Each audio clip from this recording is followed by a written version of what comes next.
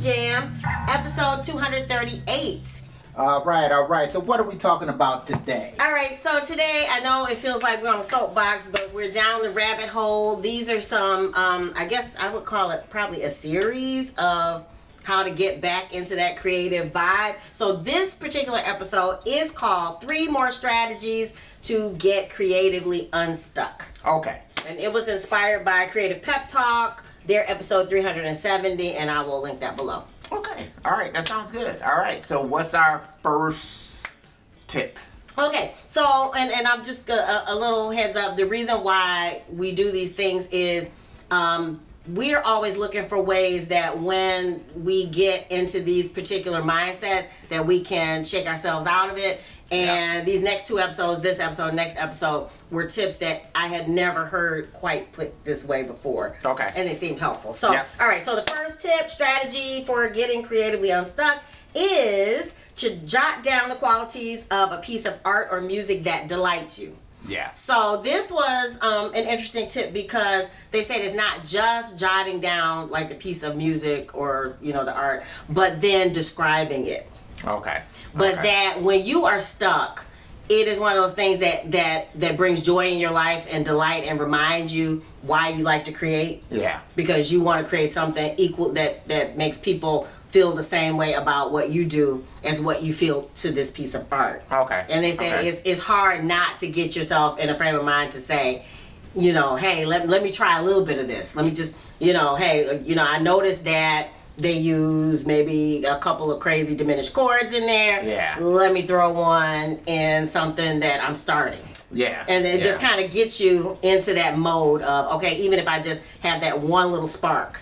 Yeah. It gets you on the right path. Yeah, different chord progressions, things like that can kind of take you out of your... Because sometimes what you'll do is you'll kind of fall back on the things that you're used to doing all the time. Yes. And so, you know, I think that's the same thing. It's sort of like if you're kind of used to playing in certain keys, maybe go into a different key, try playing in a different key. And I know that can be kind of tricky because if you're a singer, you know, there's certain keys that just work right for your voice. Yeah. So, you know, in lieu of doing something like that, then kind of going back to your point, then maybe it's to, even if it's in the same key, try using different chord progressions, or even sometimes maybe different inversions of the same chord. Okay. You know, that just by flipping the inversion, it might you might hear a different leading tone. Yeah. So it may kind of take you somewhere different with the chord progression because you're trying just a different inversion.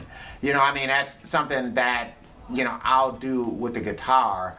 As like a lot of times we double track guitars, so instead of doing the same progression, like, you know, in the left speaker and the right speaker, you know, I'll do the same progression but do a different, you know, inversion of that progression, you know, on the one side, and just that kind of adds a different color, a little flavor to something, you know, or just sometimes maybe even play more of a fragment of a chord on one side, and then maybe other pieces of that same chord, maybe on a different spot on the neck, you know, on the right side. And sometimes just hearing that when I'm getting ready to cut a bass part, I'm hearing something different for the bass than what I would normally do, you know, because these could be like just your normal standard major chords, you know, or minor chords, but just sometimes just kind of different, you know, figuring out different ways to play them. Yeah. You know, and I know I you know, voicings. That's really just figuring out different voicings for that can sometimes stimulate creativity. I like that. And I like that sparked by someone else's work. And that kind of helps me. I know, like you were saying, lyrically. I know, you know, for me, if I'm listening to a song, I'm thinking about like Sarah McLachlan's Building a Mystery. And so there was a whole part that just spoke to me as I was writing a different set of lyrics. And so I never thought about that before, but I think I kind of used a little bit of that technique by kind of being inspired by listening to that song. Yeah. You know, so it's a good way to kick off the energy toward creating your own piece. The next tip for getting creatively unstuck, and I know we've kind of talked about this before, but they described it a little differently, and it is setting meh as a standard. And what that means is that if you if you say I'm sitting down to create a song, maybe that's too intimidating. You know, I have 3 hours today. I'm gonna sit down and I'm gonna write a song. So maybe that's a little overwhelming sometimes. Yes. Just that whole thought of that and what all comes with that. But if you say, and I know writers do it all the time, you know, the fiction writers, that if you say, well, I'm just gonna come sit in this chair, I am gonna play some chords. You know what I'm saying? Just set the bar lower. And they say if that's too much, then set it even lower. You know, just keep bringing it down so that you start to create some action. Yeah. And then once you create action, you can build on that. Yeah. And I guess for me, sometimes, you know, we're doing this right now, it's kind of good to switch up your gear. Okay. You know, and I'm not saying that you always have to go for spending a lot of money on gear, because there's different ways to do it. You know, sometimes maybe it might be adding a new virtual instrument, and that could be something that's free. Right. It could be something, you know, that you pay for. Whatever it might be that kind of spark it, you know, or, you know, if you're into sampling, you know, maybe try, you know, sampling some different stuff, some stuff that you wouldn't normally sample, and bringing that stuff in. You know, we were talking about the birds singing outside, so even thinking about something like that. And sometimes too, it's kind of what you do in your downtime. I mean, I'm gotta get better at doing that too. So meaning that sometimes there needs to be time in which you're, I guess, compiling stuff to create. You know, we were just talking about this, like when you used to do DI magazine, where that magazine was basically a collage of different things. But there would be certain periods of time in which you would go through all these magazines and just clip out pictures, right, of stuff, right? And so now all of this would give you the foundation of stuff that you can go into. It's the well that you were creating. Of stuff that you can dip into to now create the next magazine. And so I think sometimes, you know, if you are a person that's building with samples and things like that, that's a good idea to start compiling samples during a certain period of time. Maybe you do a certain session that's meant just to do that. And I'm trying to talk to myself about this, you know, just to compile stuff. And then, you know, when you are ready to dip into that creative well, especially something that might take you somewhere different, do that. You know, because I think sometimes that's why, like, if you have kits that you've built, you have this for this and this for that, I think that's great for a project, but I think sometimes it can be crippling and it can get stifling because you might keep going back to that kit, you know. And you don't hear anything that takes you outside of what you out of that realm of thing, you know. So sometimes I know, like, I'll use like Machine that way, where I'll just kind of go and just grab up a random kit, you know, and then just start playing on it and say, okay, let me see where this takes me. And then sometimes it just takes me someplace I planning on being there, you know, or using the drum pads as a way to play a keyboard line instead of going over to the keyboard. And actually, you know, now going back to what I know, it's like, no, these pads are just taking me wherever they're going to take me. And, you know, and use that to take me someplace. And sometimes, so I end up creating things that are sometimes like, I don't know what I'm going to do with it, but, you know. But it feels good to unleash, to pour that creativity into that creativity going. And the bar is low because it's not that I'm going to create whatever the hit or this great, you know, rock song or this funk song is, that I'm just going to create. I'm just gonna... And whatever your DAW of choice, sometimes too, there are tons of sounds that they just give you. You know? That's what I was gonna say. Sometimes you don't even know what you have. You don't. It might be a session where you just go through and say, "Let me find some sounds. I don't even know what's in here." Or let me just grab up this and just use this set of sounds, or just use this or use that. You know, and you know, and see where it takes me. And you know, if it takes me somewhere great, fine. If it doesn't, that's cool too. And it's still better, I guess, that going back to that setting Matt as a standard, that even if you quote unquote create garbage to yourself, if you feel like, that's fine, because at least you sat and created. Your goal was to sit and create. That's all. That's all you're looking to do is to do that. So, you know, and sometimes I'll pick up the bass and, you know, I might not even plug it up, and I'll still use those voice memos as ways of recording things. You know, that I'll still kind of do that, and the bass is unplugged and I'm playing it, and I'll be like, okay, you know, just in case. You know, I want to use that for something, right? And sometimes too, when you kind of take that view, and I think I'm kind of on the fence about this, is that you might end up with a lot of unfinished stuff. But at the same token, when you do get those sparks of creativity, you'll have a deep well of things to kind of go back to and pick and choose as to what you want to work on, because of that stuff that we've kind of compiled.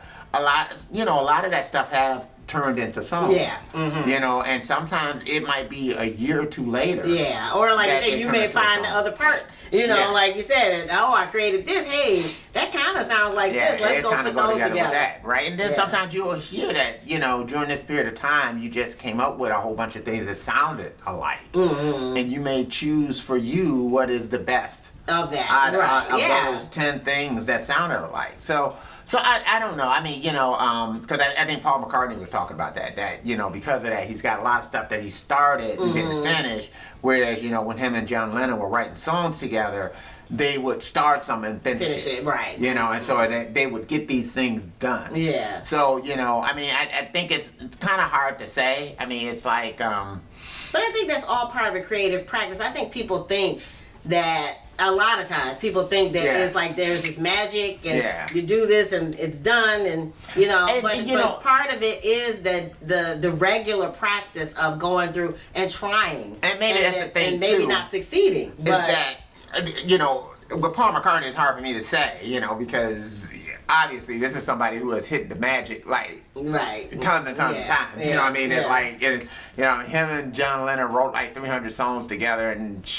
Maybe like at least 200 of them we all know. Right. So I mean, so maybe for him, his standard is someplace else. But for us mere mortals who are just trying to do this thing, I think we kind of need to have it. And it's part of the practice. Again, it's part of the journey. Yes. To get into the great is the regular practice. I like that. And then finally, this was one that was actually suggested by somebody that's here in Detroit, and I didn't even know about them, but they offered the idea of what they call taking a structured walk. And this is where they say you find someone who loves you or cares about you or has a similar passion to do something, great, but maybe even in a different field. And you choose a specific time period for your walk. And then you set the timer. The first half, you share your idea, unfiltered, and then let them, give whatever their feedback. And even if they don't know your field, that there will be something in that. And then on the flip side, on the walk back, they share whatever it is that they're working on. And then, so I guess the whole thought is that just giving new perspectives. Even if they don't, because sometimes people will tell you, oh, well, you should do this. Even if they don't, know how the business works, just the fact that they're talking through, they may hit upon something that might open another idea to you.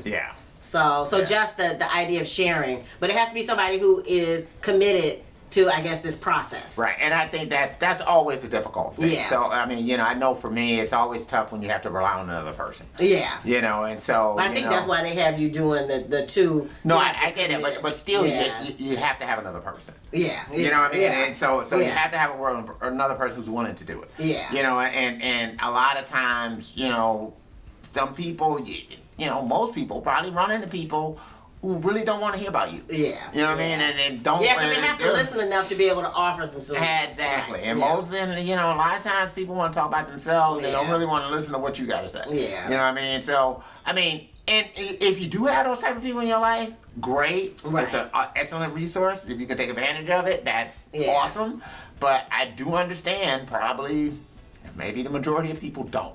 I mean, that's something that you won't necessarily find. So maybe the other way of doing it is to, maybe listen to podcasts. Maybe listen to podcasts from, maybe people who might not be in the music field, but maybe other people that you might enjoy, or listening to books or something like that. To hear, okay, this is what this person did. Like reading the Steve Jobs book was very interesting for me. So maybe these are other things that may, in that sense, be them talking to you. I got and saying things to you that you might be able to say, oh wow, if I can take, this part from their work ethic or take this part from the ideas that they had and apply it to what I had. I like that. So it's kind of like taking it that way. As another tip, we got a couple extra ones in there. I love it. Yeah. All right, so those were 3 things, well, or a few more than 3 things that were discovered in that podcast. So what do you think? What do you do? What is your go-to, or what is a new way you have found to get creatively unstuck? And for us, it is not about, even if you don't need it right now, it is a way to store these ideas away so that when you need them, you don't go down that valley, so far that you're like, okay, I suck and I'm not going to get out of bed for the next 3 months. And this way, at least you're continuing your creative practice. And I think that's the most important part. At the end of the day. Right. Yep. This DIY Rockstars, we have to refill that well. This is one way to do it. Yeah. We'd love to hear your thoughts on it. Leave it in the comments below. And what else? Sugarfoot, you can Sugarfoot. Yes. Sugarfoot is with the Ohio players. Right. But anyway, Sugarfoot. You can stream that everywhere. I know we've received criticism about this, but you can get it on CD. Yes. Oh my goodness. So I'm sorry, and I'm gonna stop for a really quick minute. And say that if you are a subscriber to the newsletter, we shared a little bit about one of our, I think he's a potential fan. Yeah. That he dressed us down about all kinds of things that we're doing, but one of them was offering things on CD, and I'm like, okay, that shows how old you are, because there are a lot of people who are into CDs now. Yeah, they are. Or it might show how old we are. But nonetheless, here it is. Here's the CD. So all right.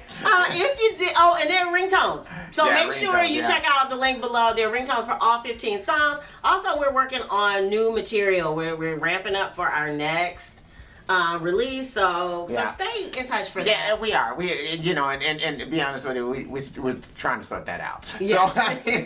So what's it gonna be? What's it gonna sound like? And understand that Prejippie means more than just funk. Oh yeah. That is an aspect, that is the jit part of it, but there is the pre and the ippie. Right. So the hippie, jitterbug, and the preppy. Right. So it's all of that stuff combined, and that's why you look at this channel and it seems schizophrenic to you, because it's Prejippified. Yes, it is. Okay. So anyway. All right. So if you dig the vibe and you want to be a part of the tribe, be sure to subscribe. We're wishing you love, peace, and chicken. Yeah.